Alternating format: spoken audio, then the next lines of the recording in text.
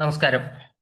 Kerala financial കോഡിന്റെ question പേപ്പറാണ്. 2026 question ആണ്. അക്കൗണ്ടസ്റ്റ് ഹയർ ആണ് ക്വസ്റ്റ്യൻ പേപ്പർ. നമ്മൾ ആ ക്വസ്റ്റ്യൻ ആണ് ഇന്ന് ഡിസ്കസ് ചെയ്യുന്നത്. ഈ ക്വസ്റ്റ്യന്റെ മൂന്നാമത്തെ ഭാഗമാണ്. മൂന്നിൽ രണ്ട് ഭാഗവും ഓൾറെഡി നമ്മൾ ചെയ്ത് കഴിഞ്ഞതാണ്. അതുകൊണ്ട് അടുത്ത ചോദ്യത്തിലേക്ക് നേരിട്ട് നമുക്ക് പോകാം. ഒരു കെട്ടിടം ഒന്നിലധികം സർക്കാർ വകുപ്പുകൾ കൈവശപ്പെടുത്തിയിട്ടുണ്ടെങ്കിൽ സ്വത്ത് നികുതി അടയ്ക്കാൻ ആരാണ് ഉത്തരവാദി? അതാണ് ചോദ്യം. ഒരു കെട്ടിടം ഒന്നിലധികം സർക്കാർ വകുപ്പുകൾ കൈവശപ്പെടുത്തിയിട്ടുണ്ടെങ്കിൽ സ്വത്ത് നികുതി അടയ്ക്കാൻ ആരാണ് ഉത്തരവാദി? അതിന്റെ ആൻസർ പ്രധാന ഭാഗം ഉൾക്കൊള്ളുന്ന ഓഫീസ് എന്നാണ്.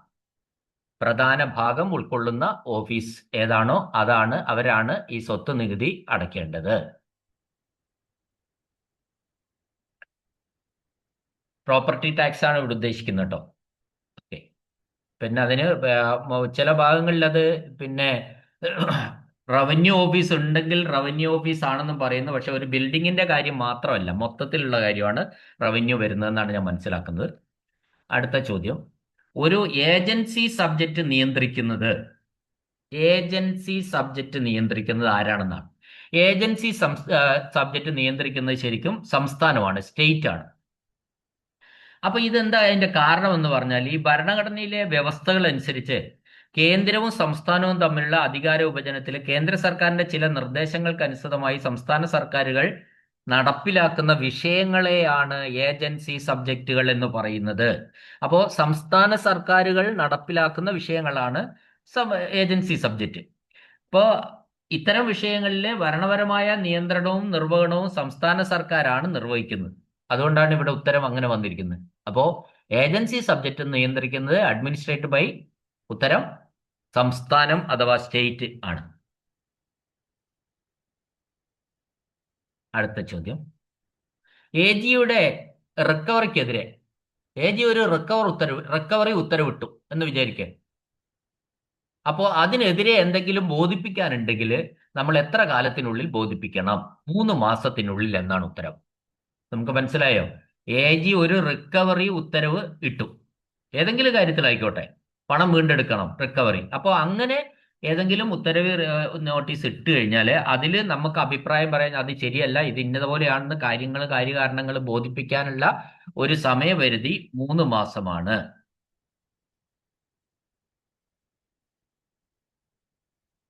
അടുത്ത ചോദ്യം, സർക്കാരിലേക്ക് ക്രെഡിറ്റ് ചെയ്ത കാലഹരണപ്പെട്ട നിക്ഷേപത്തിന്റെ മുൻകൂർ അനുമതി ആരുടെ മുൻകൂർ അനുമതി വേണം? ഇപ്പൊ സർക്കാരിലേക്ക് ക്രെഡിറ്റ് ചെയ്ത ഒരു ലാപ്സ്ഡ് ഡിപ്പോസിറ്റ് പിന്നെ തിരിച്ചു കിട്ടണമെങ്കിൽ a lapsed deposit credited to the government should be repaid only the previous sanction of ആരുടെ അനുമതിയോടുകൂടി മാത്രമേ പാടുള്ളൂ എന്ന അതിന്റെ ആൻസർ അക്കൗണ്ടന്റ് ജനറലിന്റെ അനുമതിയോടുകൂടി.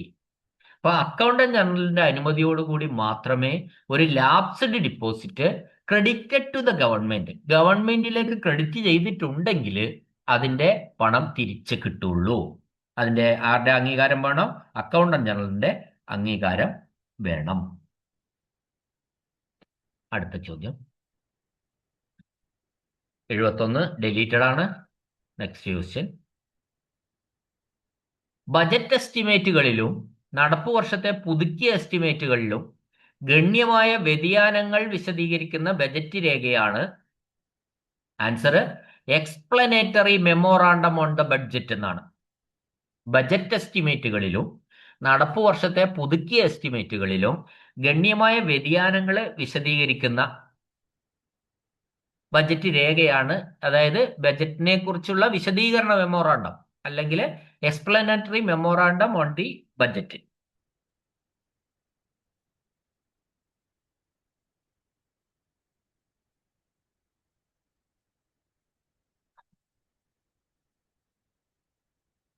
അതിൽ തന്നെ എല്ലാ ഉത്തരവും ഉണ്ട്, അതൊരു എക്സ്പ്ലനേഷന്റെ ആവശ്യമില്ല എന്നാണ് ഞാൻ മനസ്സിലാക്കുന്നത്. അടുത്ത ചോദ്യം, റവന്യൂ അക്കൗണ്ടിന്റെ reconciliation certificate, the certificate of reconciliation of revenue account is made by ആരാണ് ഇത് റെഡിയാക്കേണ്ടത്? അത് റവന്യൂ അക്കൗണ്ടിന്റെ റീകൺസിലേഷൻ സർട്ടിഫിക്കറ്റ് തയ്യാറാക്കേണ്ടത് ചീഫ് കൺട്രോളിംഗ് ഓഫീസർ ആണ്. Answer chief controlling officer, option A ആണ്. അപ്പൊ ഇവിടെ നമ്മൾ പറയേണ്ടത്, ഇപ്പൊ സർക്കാർ ഫിനാൻഷ്യൽ കോഡിലൊക്കെ KFC-യിലൊക്കെ അക്കൗണ്ട് നടപടിക്രമം, റവന്യൂ അക്കൗണ്ടുകളിലെ കണക്കുകൾ തമ്മിലുള്ള പൊരുത്തക്കേടുകൾ പരിഹരിച്ച് റീകൺസിലേഷൻ സർട്ടിഫിക്കറ്റ് തയ്യാറാക്കി സമർപ്പിക്കേണ്ട ഉത്തരവാദിത്വം ചീഫ് കൺട്രോളിംഗ് ഓഫീസർക്കാണ്. അപ്പോ അതിന്റെ കാരണം എന്താ വെച്ചാൽ ഡിപ്പാർട്ട്മെന്റൽ വരവുകളുടെയും ചെലവുകളുടെയും കണക്കുകൾ ട്രഷറി അക്കൗണ്ടന്റ് ജനറൽ കണക്കുകളുമായി ഒത്തുനോക്കി കൃത്യത ഉറപ്പുവരുത്തുന്നത് ഇവരുടെ നേതൃത്വത്തിലാണ്. അതുകൊണ്ട് ചീഫ് കൺട്രോളിംഗ് ഓഫീസറാണ് ഇവിടെ ആൻസർ. അടുത്ത ചോദ്യം, സർക്കാരിന്റെ പ്രവർത്തനങ്ങൾ സാമ്പത്തികമായും ഭൗതികമായും അവതരിപ്പിക്കുന്നതിനുള്ള സാങ്കേതിക, എ ടെക്നിക്, ഇംഗ്ലീഷിലേക്ക് പോവാം, മലയാളം പോരാ. A technique of presenting the operations of government in both financial and physical terms. ഒരു ഗവൺമെന്റിന്റെ ഓപ്പറേഷൻസ് അവതരിപ്പിക്കുകയാണ്. അത് ഫിസിക്കലായിട്ടും ഫിനാൻഷ്യലായിട്ടും അവതരിപ്പിക്കുന്നതിനുള്ള ഒരു ടെക്നിക്ക് എന്താണ്? അതിനാണ് നമ്മൾ പറയുന്നത് എന്ത് പറയുന്നത്? പ്രകടന ബഡ്ജറ്റിംഗ് അഥവാ പെർഫോമൻസ് ബഡ്ജറ്റിംഗ് എന്ന് പറയുന്നത്. ഇപ്പൊ പെർഫോമൻസ് ബഡ്ജറ്റിലൂടെയാണ് ഒരു സർക്കാരിന്റെ പ്രവർത്തനങ്ങൾ സാമ്പത്തികമായും ഭൗതികമായിട്ടും അവതരിപ്പിക്കുന്നത്. അപ്പൊ ആൻസർ പ്രകടന ബഡ്ജറ്റിംഗ് അഥവാ പെർഫോമൻസ് ബഡ്ജറ്റിംഗ് എന്നാണ്. അടുത്ത ചോദ്യം, ട്രഷറി വളരെ അകലെയായതിനാൽ ഒരു ഉദ്യോഗസ്ഥൻ തന്റെ SB അക്കൗണ്ടിലേക്ക് ദിവസേനയുള്ള കളക്ഷൻ അയക്കുകയും തുടർന്ന് ആഴ്ച തോറുമുള്ള കളക്ഷൻ ഓഫീസിന്റെ ട്രഷറി അക്കൗണ്ടിലേക്ക് മാറ്റുകയും ചെയ്തു. അഭിപ്രായം കേൾക്കണേ, ചോദ്യം ഒന്നുകൂടി മനസ്സിലാക്കുക. ട്രഷറി വളരെ ദൂരെയാണ്. അപ്പോൾ ഗവൺമെന്റ് ഉദ്യോഗസ്ഥൻ എന്ത് ചെയ്തു? ഓരോ ദിവസത്തെയും കളക്ഷൻ അയാളുടെ സേവിങ്സ് ബാങ്ക് അക്കൗണ്ടിലേക്ക് മാറ്റി. എന്നിട്ട് ഒരാഴ്ചയാവുമ്പോൾ ഈ അയാളുടെ SB അക്കൗണ്ടിൽ നിന്ന് എടുത്തിട്ട് ട്രഷറി അക്കൗണ്ടിലേക്ക് മാറ്റി ചെയ്തു. എന്താ നിങ്ങളുടെ അഭിപ്രായം എന്നാണ് ചോദ്യം. അപ്പൊ ഇതിന്റെ അഭിപ്രായം എങ്ങനെയാന്ന് വെച്ചാൽ SB ഇടുന്നത് ശരിയല്ല, മറിച്ച് ദിവസേനയുള്ള കളക്ഷൻ സുരക്ഷിതമായിട്ട് സൂക്ഷിച്ചു വെക്കുക, ആഴ്ചയിൽ ഒരിക്കൽ കളക്ഷൻ അയക്കുകയും ചെയ്യുക, ട്രഷറിയിലേക്ക് അടയ്ക്കുക. ഇതാണ് കറക്റ്റ് ആൻസർ. ദിവസേനയുള്ള കളക്ഷൻ സൂക്ഷിച്ചു വെക്കുക, ആഴ്ചയിൽ ഒരിക്കൽ കളക്ഷൻ അയക്കുക. അപ്പൊ ഇത് ഒരു വ്യക്തിയുടെ SB അക്കൗണ്ടിൽ ഇട്ട നടപടിയാണ് ഇവിടുത്തെ തെറ്റ് എന്ന് പറയുന്നത്. ഓക്കെ, അടുത്ത ചോദ്യം, സർക്കാർ അക്കൗണ്ടിന്റെ 5ാം ടയർ വർഗീകരണം, the 5th tier classification of government account. Government അക്കൗണ്ടിൽ 5 ടയർ ക്ലാസിഫിക്കേഷൻ നമ്മൾ പഠിച്ചതാണ്. സെക്ടർ, മേജർ ഹെഡ്, അങ്ങനെ നമ്മൾ പഠിച്ചതാണല്ലോ. അതിന്റെ 5ാമത്തെ ഹെഡ് ഏതാന്നാ ചോദ്യം. നമുക്കറിയാം, വിശദമായ ഹെഡ് ഓർ ഡീറ്റെയിൽഡ് ഹെഡ് ആണ് അതിന്റെ 5ാമത്തെ ഘട്ടം, ഡീറ്റെയിൽഡ് ഹെഡ്. ഓക്കെ, അടുത്ത ചോദ്യം 77. റവന്യൂ കളക്ഷനിൽ വകുപ്പുതല നിയന്ത്രണ ഓഫീസറുടെ ചുമതലകൾ, കടമകൾ അല്ലെങ്കിൽ ചുമതലകൾ എന്നാണ്. റവന്യൂ കളക്ഷൻ നടത്തുന്ന വകുപ്പുതല ഡിപ്പാർട്ട്മെന്റൽ കൺട്രോളിംഗ് ഓഫീസറുടെ ചുമതലകൾ.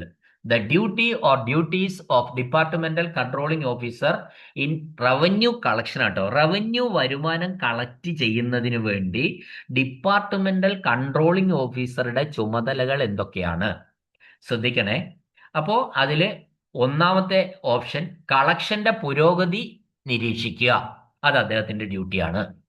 2ാമത്തെ ഡിമാൻഡും കളക്ഷനും അവലോകനം ചെയ്യുക. അപ്പൊ നമ്മളൊരു റവന്യൂ വരുമ്പോൾ ഡിമാൻഡ് ആദ്യം വെക്കും.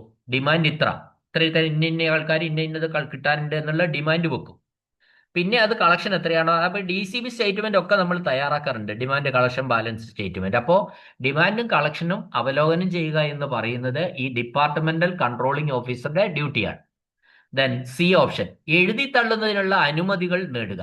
അങ്ങനെ എന്തെങ്കിലും ഉണ്ടെങ്കിൽ, എഴുതി തള്ളാൻ അർഹതപ്പെട്ട എന്തെങ്കിലും ഉണ്ടെങ്കിൽ അതിനുള്ള അനുമതി മേലേന്ന് നേടുക. അപ്പൊ ഈ 3ഉം ഒരു ഡിപ്പാർട്ട്മെന്റൽ കൺട്രോളിംഗ് ഓഫീസറുടെ ചുമതലയാണ്. ഏതില്? In the case of revenue കളക്ഷനിൽ.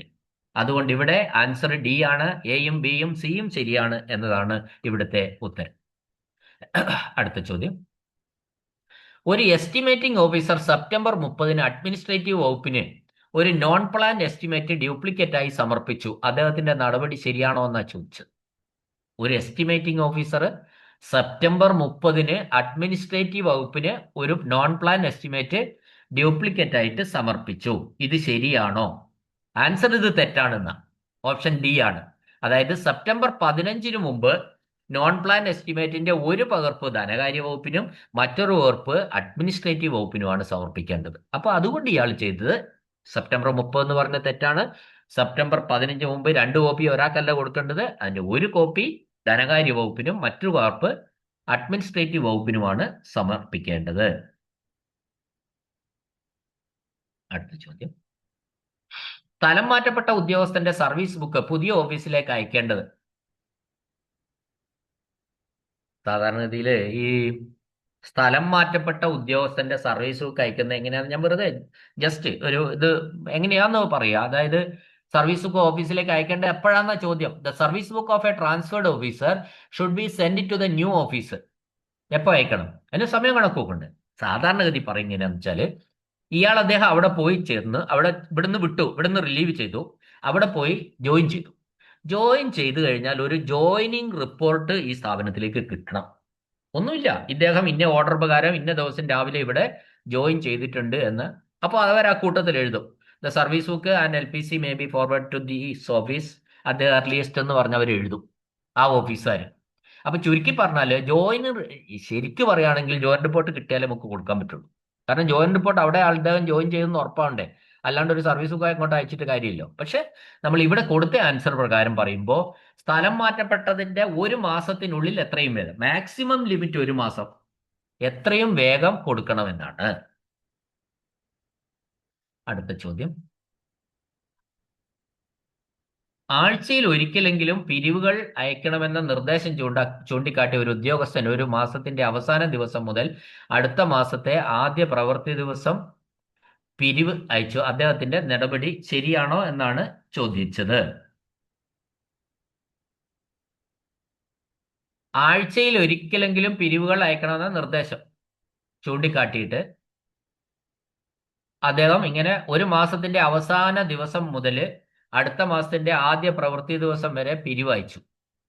അപ്പൊ ഇതിൽ കണ്ടീഷൻ എന്താന്ന് വെച്ചാൽ ഇത് നടപടി ശരിയാ, ഇത് ശരിയല്ലേ ഈ നടപടി? എന്താന്ന് വെച്ചാല് the last receipt should reach the treasury in the same month. അപ്പൊ ഇന്ന് അവസാന മാസത്തെ ഇപ്പൊ 30-ാമത്തെ കളക്ഷൻ എന്ന് പറയുന്നത് ആ 1-ാം തീയതി അടച്ചാൽ പോരാ, അന്ന് തന്നെ അടയ്ക്കണം. മാസം വിട്ടുപോകാൻ പാടില്ല. ഇപ്പൊ അവസാന റെസീറ്റ് അതേ മാസത്തിൽ ട്രഷറിയിൽ എത്തണം. അതാണ് ആൻസർ. മനസ്സിലായല്ലോ? ഇപ്പൊ 30-ാം തീയതി കളക്ഷൻ 1-ാം തീയതി 2-ാം തീയതി അടച്ചാൽ പോരാ എന്നാണ് പറഞ്ഞതിന്റെ അർത്ഥം. മാസം വിട്ടുപോകരുത്. അത് ഓർമ്മിച്ച് വെച്ചാൽ മതി. ഓക്കെ, അടുത്ത ചോദ്യം. പബ്ലിക് അണ്ടർടേക്കിംഗ് കമ്മിറ്റിയിലെ അംഗങ്ങളെ എത്ര കാലാവധിയാണ്? പബ്ലിക് അണ്ടർടേക്കിംഗ് കമ്മിറ്റി അറിയാലോ, പൊതുമേഖലാ സ്ഥാപനങ്ങളുടെ കമ്മിറ്റികളിൽ അതിന്റെ കാലാവധി, അതിന്റെ അംഗങ്ങളുടെ കാലാവധി എത്ര വർഷമാണെന്നാ ചോദിച്ചാൽ ഉത്തരം 2 വർഷം എന്നാണ്. 2 വർഷം.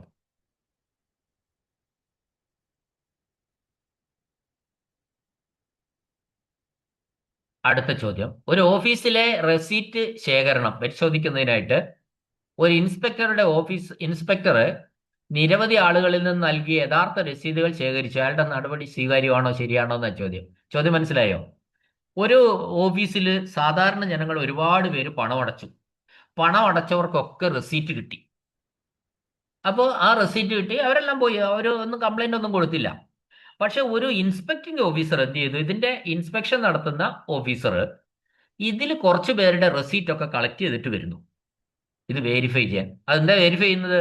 റെസീറ്റിലുള്ള സംഖ്യ തന്നെയാണോ ഇവിടെ കൗണ്ടർ ഫോയിലോ ഒക്കെ ഉള്ളത് എന്ന് ഓഫീസിൽ അല്ലെ ഇവിടെ എന്തെങ്കിലും മാൽ പ്രാക്ടീസ് നടന്നിട്ടുണ്ടോ, ക്രമക്കേട് നടന്നിട്ടുണ്ടോ എന്ന് അറിയാൻ വേണ്ടിയിട്ട് അയാൾ കുറെ പേരുടെ റെസീറ്റ് ഒക്കെ ശേഖരിച്ച് ഇവിടുത്തെ ബുക്കുമായിട്ട് ഒത്തുനോക്കുകയാണ്. ഈ നടപടി ശരിയാണോ എന്നാണ് ചോദ്യം. ആൻസർ ശരിയാണ് എന്നാണ്. അയാൾക്ക് വേണമെങ്കിൽ ഒറിജിനൽ റെസീറ്റുകൾ ഉപയോഗിച്ച് ക്രോസ് വെരിഫിക്കേഷൻ നടത്താം. ഇവിടെ ഈ റെസീറ്റ് ബുക്കിൽ ക്രോസ് വെരിഫിക്കേഷൻ നടത്താനുള്ള ഒരു പവർ ഇൻസ്പെക്ടിംഗ് ഓഫീസർക്ക് ഉണ്ട്. അങ്ങനെയൊക്കെ സംഭവിക്കാറുണ്ട്. അതിപ്പോ ഒറിജിനൽ റെസീറ്റിൽ ഒന്ന്, ഇവിടെ കൗണ്ടറിൽ വേറൊന്ന്, അങ്ങനെയൊക്കെ സംഭവിക്കാറുണ്ട്. അത് ഒഴിവാക്കാൻ വേണ്ടി, അത് എന്തെങ്കിലും ഉണ്ടെങ്കിൽ അങ്ങനെ പിടിക്കാൻ വേണ്ടിയിട്ടാണ്. അതാണല്ലോ ഇൻസ്പെക്ടിംഗ് ഓഫീസറുടെ ഒരു ചുമതല. ഇൻസ്പെക്ട് ചെയ്യണമല്ലോ. ഇൻസ്പെക്ട് ചെയ്യണമെങ്കിൽ അതെല്ലാം വെച്ച് ക്രോസ് വെരിഫിക്കേഷൻ നടത്തേണ്ടതായിട്ട് വരും. അടുത്ത ചോദ്യം.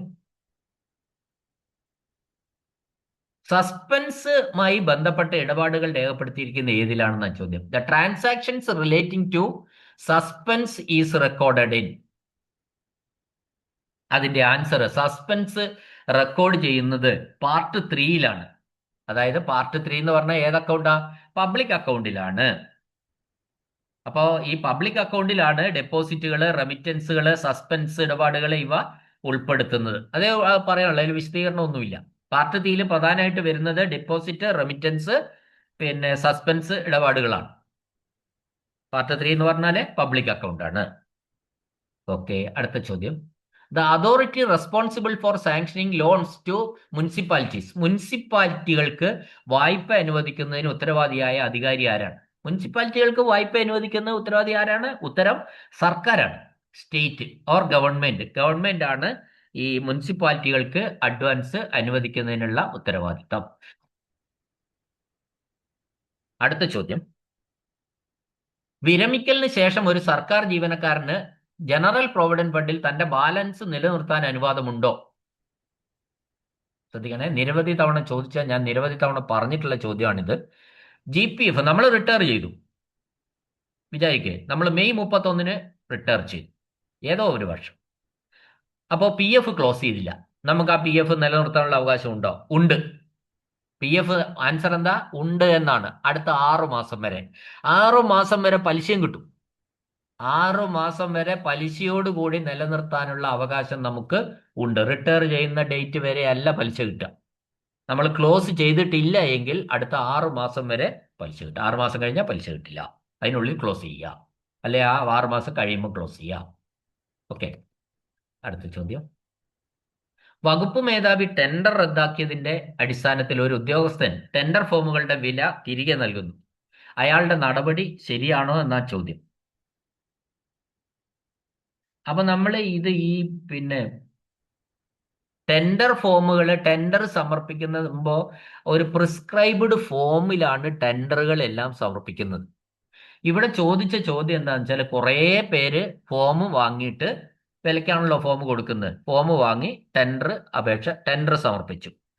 എന്നാൽ ടെൻഡർ ബഹുഭൂരിപക്ഷം പേർക്കും കിട്ടിയില്ല, ഒരാൾക്ക് മാത്രമേ ടെൻഡർ കിട്ടിയുള്ളൂ. ഈ ഉദ്യോഗസ്ഥൻ എന്ത് ചെയ്തു?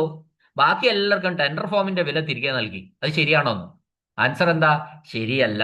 ടെൻഡർ ഫോമുകളുടെ വില യാതൊരു കാരണവശാലും തിരികെ കൊടുക്കുന്നതല്ല.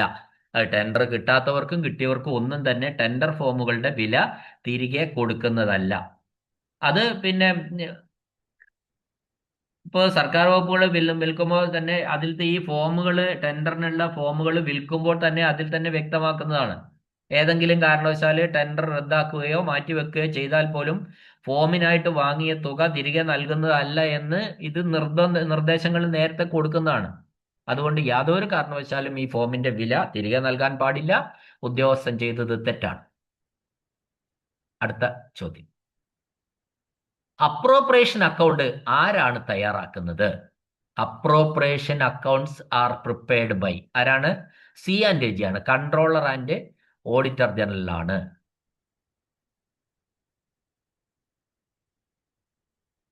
അടുത്ത ചോദ്യം.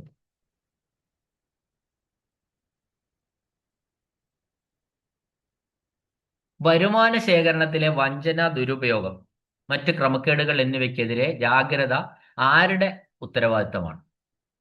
അത് എല്ലാ സർക്കാർ ജീവനക്കാരുടെയും ഉത്തരവാദിത്തമാണ് എന്നാണ് അതിന്റെ answer. Vigilance against fraud, misappropriation and any other irregularity in revenue collection is the responsibility of.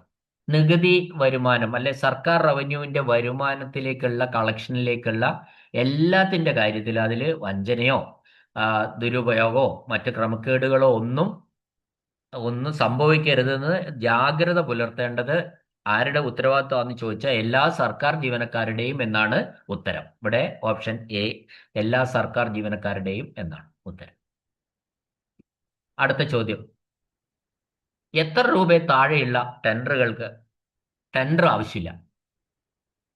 എത്ര രൂപയിൽ താഴെയുള്ള വാങ്ങലുകൾക്ക് ടെൻഡർ സംവിധാനം ആവശ്യമില്ല? അത് 15,000 എന്നാണ് ഉത്തരം. 15,000 രൂപയിൽ കുറവുള്ള വാങ്ങലുകൾക്ക് ടെൻഡർ കൊടുക്കേണ്ട ആവശ്യമില്ല. ഓക്കെ, 15,000 ഓർമ്മിച്ചു വെക്കുക.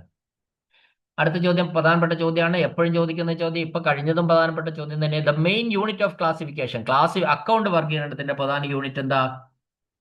അക്കൗണ്ട് വർഗീകരണത്തിന്റെ പ്രധാന യൂണിറ്റ് എന്താണ്? മേജർ ഹെഡ് ആണ്. Answer major head, option B major head എന്നാണ്. അടുത്ത ചോദ്യം, റീഫണ്ട് അനുവദിക്കാൻ യോഗ്യതയില്ലാത്ത ഒരു ഉദ്യോഗസ്ഥന് റവന്യൂ റീഫണ്ട് അപേക്ഷ ലഭിക്കുന്നു. അദ്ദേഹം ആദ്യം സ്വീകരിക്കേണ്ട നടപടി എന്താണ്? റീഫണ്ട് അനുവദിക്കാൻ അയാൾക്ക് യോഗ്യതയില്ല. ആ യോഗ്യതയില്ലാത്ത ഒരു ഉദ്യോഗസ്ഥന് ഒരാൾ കൊണ്ടുവന്നിട്ട് റവന്യൂ റീഫണ്ട് അപേക്ഷ കൊടുത്തു. അയാൾ ആദ്യം ചെയ്യേണ്ടത് എന്താണ്? അതിന്റെ ആൻസർ, റീഫണ്ട് അപേക്ഷയുമായി ബന്ധപ്പെട്ട യഥാർത്ഥ രേഖകൾ കണ്ടെത്തുക. ഈ പണം ഇവിടെ നിക്ഷേപിച്ചതാണോ, ഇവിടെ ഡിപ്പോസിറ്റ് ചെയ്തിട്ടുണ്ടോ എന്നൊക്കെയുള്ള കാര്യങ്ങൾ ആദ്യത്തെ ആയിട്ട് അതിന്റെ അങ്ങനെയുള്ള കാര്യങ്ങളുടെ യഥാർത്ഥ രേഖകൾ കണ്ടെത്തലാണ് ഈ ഉദ്യോഗസ്ഥന്റെ ആദ്യത്തെ നടപടി. അപ്പം സാധാരണഗതിയിൽ എങ്ങനെയാന്ന് വെച്ചാൽ, ഏതൊരു റീഫണ്ട് അപേക്ഷയും ലഭിക്കുകയാണെങ്കിൽ ആ തുക സർക്കാരിലേക്ക് യഥാർത്ഥത്തിൽ ഒടുക്കിയിട്ടുണ്ടോ എന്നും അപേക്ഷയിൽ പറയുന്ന വിവരങ്ങൾ ശരിയാണോ എന്നും പരിശോധിക്കേണ്ടതുണ്ട്. അപ്പോൾ റീഫണ്ട് നൽകാൻ അധികാരമുള്ള ഉയർന്ന ഉദ്യോഗസ്ഥരിലേക്ക് അപേക്ഷ അയക്കുന്നതിനോ അല്ലെങ്കിൽ അതിൽ തുടർ നടപടികളോ സ്വീകരിക്കുന്നതിന് മുമ്പായി ഓഫീസ് റെക്കോർഡുകളിൽ നിന്ന് ഇതുമായി ബന്ധപ്പെട്ട യഥാർത്ഥ രേഖകൾ കണ്ടെത്തി വിവരങ്ങൾ ഉറപ്പുവരുത്തണം. എന്നിട്ട് മാത്രമേ, അത് ആദ്യം ചെയ്യേണ്ടത്. അതിനുശേഷം മാത്രമേ ഒരു പ്രൊപ്പോസല് അല്ലെങ്കിൽ അപേക്ഷ കൊടുത്ത് നടപടികൾക്കായിട്ട് വേണ്ടിയിട്ട് അത് ആർക്കാണോ ഇത് സാങ്ഷൻ ആക്കേണ്ട ഓഫീസർ അവർക്ക് അയക്കാൻ പറ്റുള്ളൂ. അതാണ് ഇതിന്റെ കറക്റ്റ് ആൻസർ. അടുത്ത ചോദ്യം, പൊതുമേഖലാ സ്ഥാപന കമ്മിറ്റിയിൽ, അതായത് പബ്ലിക് അണ്ടർടേക്കിംഗ് കമ്മിറ്റിയിൽ എത്ര അംഗങ്ങളുണ്ട്? പബ്ലിക് അണ്ടർടേക്കിംഗ് കമ്മിറ്റി ഓർമ്മിച്ചു വെച്ചോളൂ, 11 അംഗങ്ങളാണ്. പബ്ലിക് അണ്ടർടേക്കിംഗ് കമ്മിറ്റിയിൽ 11 അംഗങ്ങളാണ് ഉള്ളത്. പി യു സിയിൽ 11 അംഗങ്ങൾ. അടുത്ത ചോദ്യം, സർക്കാർ വിതരണം ചെയ്യുന്ന വായ്പകളുടെ ആനുകാലിക അവലോകനം ഇവയെ അടിസ്ഥാനമാക്കിയിട്ടാണ്. അതായത് the periodical review of loans disbursed by the government is based on. അപ്പൊ സർക്കാർ വിതരണം ചെയ്യുന്ന വായ്പകളുടെ ഇപ്പൊ അതിന്റെ ആൻസർ, അക്കൗണ്ടന്റ് ജനറലിന്റെ വാർഷിക statement or annual statement of option B ആണ്. അതായത് നമ്മൾ ഈ ഉത്തരവ് എന്തുകൊണ്ടാണ്? നമുക്ക് സർക്കാർ നൽകുന്ന വായ്പകളുടെയും മുൻകൂർ തുകകളുടെയും നിലവിലെ സ്ഥിതി, തിരിച്ചടവ് എന്നിവ കൃത്യമായി വിലയിരുത്തുന്നതിനും അവലോകനം ചെയ്യുന്നതിനും അക്കൗണ്ടന്റ് ജനറലിന്റെ വാർഷിക കണക്കുകളും സ്റ്റേറ്റ്മെന്റുകളും അടിസ്ഥാനമാക്കിയിട്ടാണ്. അപ്പോ അതിന്റെ കാരണം എന്താ? പിന്നെ സർക്കാരിന്റെ ധനകാര്യ കണക്കുകൾ സൂക്ഷിക്കുന്നതും ഓഡിറ്റ് ചെയ്യുന്നതും അക്കൗണ്ടന്റ് ജനറലാണ്. അതുകൊണ്ട് വായ്പകളുടെ ആകെ തുക, കുടിശ്ശിക എത്ര, തിരിച്ചടവ്, ഇത്തരം കാര്യങ്ങളൊക്കെ യുടെ വാർഷിക സ്റ്റേറ്റ്മെന്റിലാണ് കൃത്യമായിട്ട് ഉണ്ടാവുക. അതുകൊണ്ടാണ് ഇവിടെ ആൻസർ യുടെ വാർഷിക സ്റ്റേറ്റ്മെന്റ്, ആനുവൽ സ്റ്റേറ്റ്മെന്റ് ഓഫ് എന്ന് വന്നിരിക്കുന്നത്. മനസ്സിലായില്ലേ? സർക്കാർ വിതരണം ചെയ്യുന്ന വായ്പകളുടെ ഒരു കറന്റ് അവലോകനം, ഒരു റിവ്യൂ എന്ത് നോക്കിയാൽ കിട്ടും? അത് യുടെ ആനുവൽ സ്റ്റേറ്റ്മെന്റ് നോക്കിയാൽ ലഭിക്കും. അതാണ് ആൻസർ. അടുത്ത ചോദ്യം, പൊതുസ്ഥാപന കമ്മിറ്റിയുടെ പരിശോധനയ്ക്കായിട്ട് വിഷയങ്ങൾ തിരഞ്ഞെടുക്കുന്നത് ഡാഷാണ്. അപ്പൊ എന്താ ഈ പൊതുസ്ഥാപന committee? The selection of subjects for examination of public undertakings committee are made by. അതായത് ഇതിന്റെ പൊതുമേഖലാ സ്ഥാപനങ്ങളെ കുറിച്ചുള്ള കമ്മിറ്റിയാണല്ലോ ഈ പബ്ലിക് അണ്ടർടേക്കിംഗ് കമ്മിറ്റി. അവര് എന്റെ പണി എന്താ?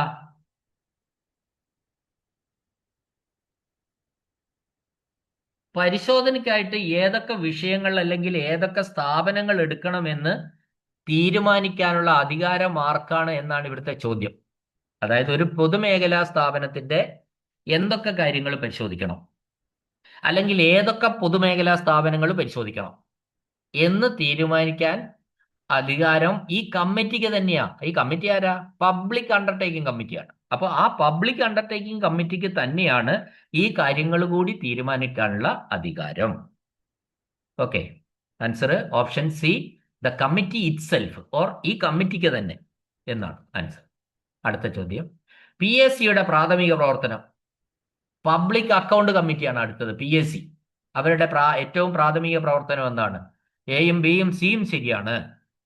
ഒന്ന് ഓഡിറ്റ് റിപ്പോർട്ടുകളുടെ സൂക്ഷ്മ പരിശോധന, അടുത്തത് സ്ക്രൂട്ടിനി ഓഫ് അപ്രോപ്രിയേഷൻ അക്കൗണ്ട്സ്, അടുത്തത് ധനകാര്യ അക്കൗണ്ടുകളുടെ സൂക്ഷ്മ പരിശോധന. ഈ മൂന്നും ആരുടെ ചുമതലയാണ്? പ്രൈമറി ഫംഗ്ഷനാണ്. പബ്ലിക് അക്കൗണ്ട് കമ്മിറ്റിയുടെ പ്രൈമറി ഫംഗ്ഷനാണ്. അടുത്ത ചോദ്യം, ബൈൻഡിംഗ് ചാർജുകളിൽ നിന്ന് ഒഴിവാക്കൽ അനുവദിച്ചിരിക്കുന്ന ആർക്കാണ്? ഈ ബൈൻഡിംഗ് ചാർജ് എന്ന് പറഞ്ഞാൽ എന്താ? അത് ഒഴിവാക്കൽ അനുവദിച്ചിരിക്കുന്നത് ചീഫ് എഞ്ചിനീയർ ഓഫീസിലൊക്കെയാണ്. ചീഫ് എഞ്ചിനീയർ ഓഫീസിലാണ് ഈ exception in binding charge is allowed to chief engineers office. അപ്പൊ സർക്കാർ ഓഫീസല്ല. എൻ്റെ ഒരു ഇത് പറയുകയാണെങ്കിൽ എന്താന്ന് വെച്ചാല് ഞാൻ പറഞ്ഞല്ലോ, exception in binding charge is allowed to. Answer chief engineer office. Binding ചാർജിൽ ഒഴിവാക്കൽ അനുവദിച്ചിരിക്കുന്നത് ഏത് ഓഫീസിനാണ്? ചീഫ് എഞ്ചിനീയർ ഓഫീസിനാണെന്നാണ് ആൻസർ. അപ്പൊ സർക്കാർ ഓഫീസിലെ ഔദ്യോഗിക രേഖകൾ, രജിസ്റ്ററുകൾ, പുസ്തകങ്ങൾ എന്നിവ കേടുപാടുകൾ കൂടാതെ സൂക്ഷിക്കുന്നതിനായി ബൈൻഡ് ചെയ്യേണ്ടി വരാറുണ്ട് സാധാരണഗതിയിൽ. ഇതിനായി വരുന്ന ചെലവിനാണ് നമ്മൾ എന്ത് പറയുന്നത്? ബൈൻഡിംഗ് ചാർജ് എന്ന് പറയുന്നത്. പൊതുവെ ഇത്തരം ചെലവുകൾക്ക് മുൻകൂട്ടിയുള്ള പ്രത്യേക അനുമതിയോ മുൻകൂട്ടിയുള്ള ഇളവുകളോ ആവശ്യമാണ് അങ്ങനെ ചെയ്യണമെങ്കിൽ. എന്നാൽ ചീഫ് എഞ്ചിനീയർ ഓഫീസിന് കീഴിലുള്ള വിഭാഗങ്ങളിൽ എഞ്ചിനീയറിംഗ് കണക്കുകൾ, എസ്റ്റിമേറ്റുകൾ, പ്ലാനുകൾ, റെക്കോർഡുകൾ എന്നിവയുടെ വലിയ തോതിലുള്ള സൂക്ഷിപ്പും ബൈൻഡിങ്ങും ഒക്കെ ആവശ്യമായി വരുന്ന ഒരു ഓഫീസാണ് ചീഫ് എഞ്ചിനീയർ ഓഫീസ്. അതുകൊണ്ട് ബൈൻഡിങ് ചാർജുകൾ സംബന്ധിച്ച കാര്യങ്ങളിൽ പ്രത്യേക ഇളവ് അനുവദിച്ചിട്ടുണ്ട്. അവർക്ക് മുൻകൂർ അനുമതി, ഈ ബൈൻഡ് ചെയ്യണമെങ്കിൽ മുൻകൂട്ടിയുള്ള അനുമതിയുടെ ഒന്നും ആവശ്യം ഇല്ല എന്നാണ് പറഞ്ഞിട്ടുള്ളത്.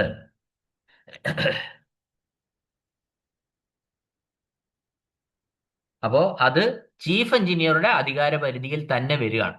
മേലെ ആരുടെയും അനുമതി വേണ്ട. ബൈൻഡ് ചെയ്യണമെങ്കിൽ ചീഫ് എഞ്ചിനീയർക്ക് ചെയ്യാം.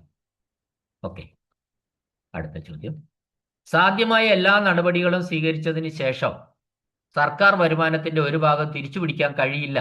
അടുത്ത നടപടി എന്താണ്? എല്ലാ നടപടിയും സ്വീകരിച്ചു, ഒന്നുമില്ല, എഴുത്തള്ളുക, റൈറ്റ് ഓഫ്. അതാണ് ആൻസർ. സാധ്യമായ ക്വസ്റ്റ്യൻ ഇതാണ്. A portion of government revenue is irrecoverable after all possible steps have been taken. What is the next course of action? അതായത് സാധ്യമായ എല്ലാ നടപടികളും സ്വീകരിച്ചിട്ടും ഈ പണം തിരിച്ചു പിടിക്കാൻ കഴിഞ്ഞില്ല എങ്കിൽ അടുത്ത നടപടി എന്താണെന്നാണ് ചോദ്യം. അത് ആൻസർ എഴുതി തള്ളുക അല്ലെങ്കിൽ റൈറ്റ് ഓഫ് എന്നാണ് ആൻസർ. ഓപ്ഷൻ സി ആണ്. അടുത്ത ചോദ്യം, രഹസ്യ സേവന ചെലവുകൾ വഹിക്കാൻ അധികാരമില്ലാത്ത ഉദ്യോഗസ്ഥൻ. നമ്മൾ പറഞ്ഞതാണ് സീക്രട്ട് സർവീസ് എക്സ്പെൻഡിച്ചർ. ആ എക്സ്പെൻസ് നടത്താൻ താഴെ പറയുന്നവര് അധികാരമില്ലാത്ത ആരാണ്? വിജിലൻസ് ഡയറക്ടർക്ക് അതുണ്ട്. കാരണം എന്താ? അവർക്ക് സീക്രട്ട് സർവീസ് എക്സ്പെൻഡിച്ചർ ഉണ്ട്. ഹയർ സെക്കൻഡറി ഡയറക്ടർക്ക് ഉണ്ട്. ഹയർ സെക്കൻഡറി ഡയറക്ടർ പരീക്ഷകൾ നടത്തുന്ന, അവർക്കും ഉണ്ട് സീക്രട്ട് സർവീസ്. എന്നാൽ ഇവിടെ ഇല്ലാത്ത ഒരാള് സംസ്ഥാന ഓഡിറ്റ് ഡയറക്ടറാണ്. ഓഡിറ്റ് ഡയറക്ടർക്ക് എന്തില്ല? സീക്രട്ട് സർവീസ് ഇല്ല. അതുകൊണ്ട് ആ സീക്രട്ട് സർവീസ് എക്സ്പെൻസ് വഹിക്കാൻ അധികാരമില്ലാത്ത ഒരു ഉദ്യോഗസ്ഥൻ ഈ പറഞ്ഞതിലാണ് പറയുന്നത് ഓപ്ഷൻ ബി അഥവാ സ്റ്റേറ്റ് ഓഡിറ്റ് ഓഫീസർ ആണ്. അടുത്ത ചോദ്യം ഡെലീറ്റഡ് ആണ്.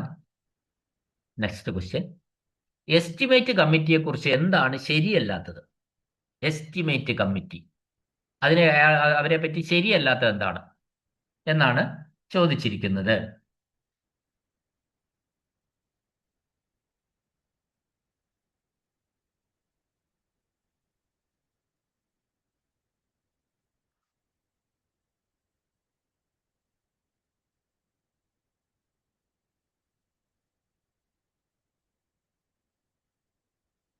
ശരിയല്ലാത്ത പ്രസ്താവനയാണ് ഇവിടെ ചോദിച്ചിരിക്കുന്നത്. ഇവിടെ വിയോജിപ്പ് മിനിറ്റ്സിൽ അനുവദനീയമാണെന്നാണ് ഇവിടെ കാണിച്ചിരിക്കുന്നത് ആൻസർ.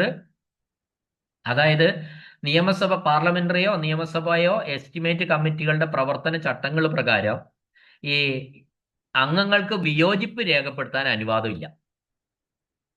അപ്പോൾ ഇവിടെ വിയോജിപ്പ് മിനിറ്റ്സ് അനിവാര്യമാണ്, അല്ലെങ്കിൽ minutes of descent is allowed എന്നാണ് ഇവിടെ കൊടുത്തിരിക്കുന്നത്. അത് തെറ്റാണ്. അങ്ങനെ ഒരെണ്ണം ഈ കമ്മിറ്റിയിൽ വിയോജിപ്പ് രേഖപ്പെടുത്താനുള്ള അനുവാദം ഇല്ല. അത് തെറ്റായ പ്രസ്താവന ഇവിടെ അതാണ്. അതുകൊണ്ട് ആൻസർ ഓപ്ഷൻ സി ആണ്. ഓക്കെ. അപ്പൊ നമ്മുടെ ഈ ചോദ്യ പേപ്പർ ഇവിടെ അവസാനിച്ചു. ഇനി അടുത്ത മറ്റൊരു ചോദ്യവുമായിട്ട്, കുറേ ചോദ്യങ്ങൾ കൂടി ഞാൻ എടുക്കാൻ ഒരു 5, 10, 12 ക്ലാസ്സുകൾ കൂടി എടുക്കാമെന്ന് വിചാരിക്കുന്നു, KFCയിലെ ക്വസ്റ്റ്യൻ ഡിസ്കഷൻ മാത്രം. അപ്പോൾ എങ്കിൽ മാത്രമേ ഈ KFC ആണ് എല്ലാവരും, മിക്കവാറും പേര് തോൽക്കുകയാണെങ്കിൽ തോക്കുന്നത് KFCയിലാണ്. അപ്പോൾ അതുകൊണ്ടാണ് ഞാൻ ക്വസ്റ്റ്യൻ പേപ്പർ കൂടുതൽ കൂടുതൽ ഇടുന്നത്. വളരെ ഗൗരവമായിട്ട് കാര്യങ്ങൾ മനസ്സിലാക്കി നിങ്ങൾ പഠിക്കണം. കേട്ട് പഠിച്ചോളൂ. ഞാൻ പറയുന്ന എക്സ്പ്ലനേഷനൊക്കെ നിങ്ങൾക്ക് മനസ്സിലാവുന്നുണ്ട്. ഏതെങ്കിലും ഒരു എക്സ്പ്ലനേഷനിൽ നിങ്ങൾക്ക് സംശയം ഉണ്ടെങ്കിൽ നിങ്ങൾ ചോദിക്കുക, കമൻറ്റ് ബോക്സിൽ രേഖപ്പെടുത്തിയാൽ മതി, പറയും. ഓക്കെ. ക്ലാസ് കേട്ട എല്ലാവർക്കും നന്ദി, നമസ്കാരം.